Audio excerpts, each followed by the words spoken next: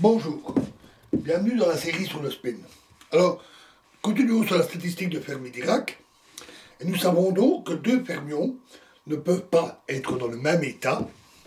Et cela réduit drastiquement le nombre de possibilités.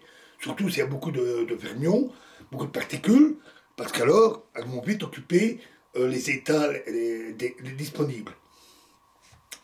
Par exemple, deux particules ne peuvent pas avoir l'énergie totale E égale 2, car il faudrait qu'elles soient dans le même état, les états 1 et 1. Et pour E égale 3, on n'a qu'une seule possibilité, c'est la combinaison 1-2.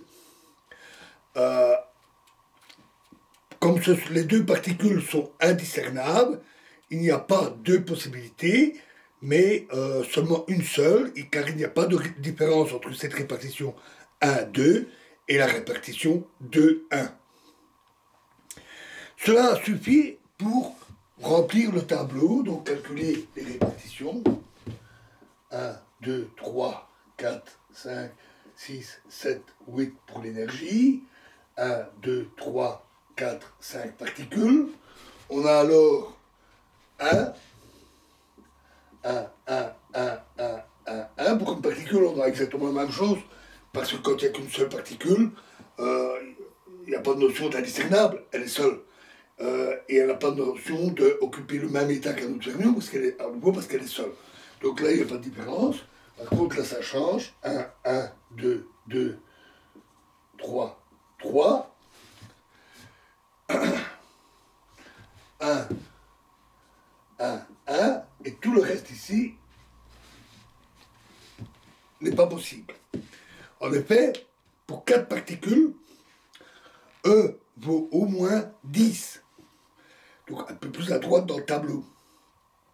C'est la combinaison 1, 2, 3, 4. Ce qui est la plus petite combinaison pour une énergie la plus faible possible, et pour 4 particules, et 1 plus 2 plus 3 plus 4, ça fait 10. Et pour 5 particules, l'énergie vaut au moins 15. Donc l'énergie est automatiquement plus élevée, et les répartitions ont tendance à se répartir à des énergies beaucoup plus grandes que pour des particules classiques. La physique statistique permet bien sûr de calculer les répartitions en fonction de la température. Si on a une grande quantité de fermions, ils auront une énergie beaucoup plus grande que l'on s'y attendrait pour des particules classiques à température donnée. Ils ne peuvent pas se mettre tous dans le même état, et en particulier au même endroit.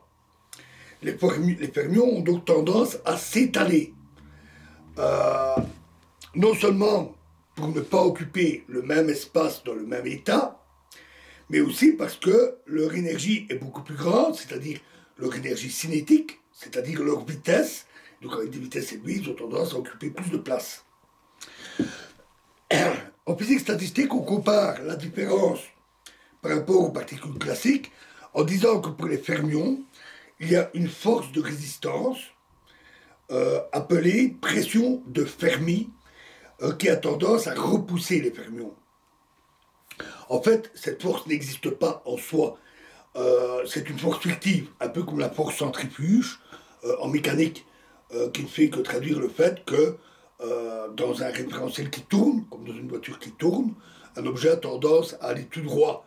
Et donc, par rapport au véhicule, c'est comme si on était plaqué sur la paroi extérieure du véhicule, d'où la notion de force centrifuge.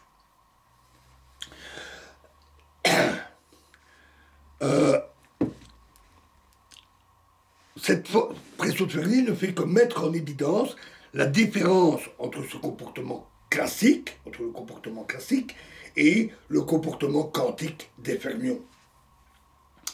Aucune force en réalité n'empêche les particules de se mettre dans le même état.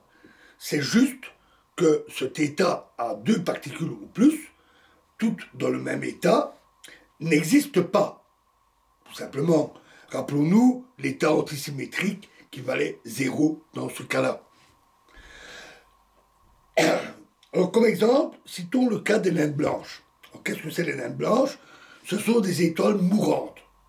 notre Soleil deviendra à terme, dans environ 5 milliards d'années, il deviendra une naine blanche. Ce sont des étoiles mourantes, petites, en voie d'extinction. Je ne veux pas dire qu'elles disparaissent, hein. Je veux dire qu'elles sont en train de s'éteindre, tout doucement. Ça peut prendre des milliards d'années. Et elles sont très denses, extrêmement denses. Ce sont des millions de tonnes par centimètre cube. Une cuillère à café peserait plusieurs tonnes, serait impossible à tenir. Leur structure est formée d'une matière extrêmement compacte. Les noyaux des atomes sont pratiquement les uns sur les autres. Et le tout baignant dans des électrons, un gaz d'électrons qui baigne cette matière. Et les électrons sont des fermions. On parle de matière dégénérée, et ce qui empêche ces états, ces étoiles donc, de se contracter encore plus sous leur énorme poids, au moins jusqu'à une certaine limite qui a été d'ailleurs calculée par Chandrasekhar, mais c'est justement cette pression de Fermi, c'est justement le fait que les fermions ne peuvent pas se mettre tous dans le même état, tous au même endroit, ce qui empêche l'effondrement.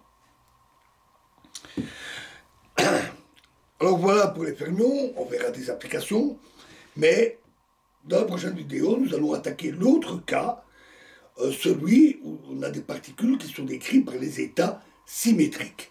Je vous remercie.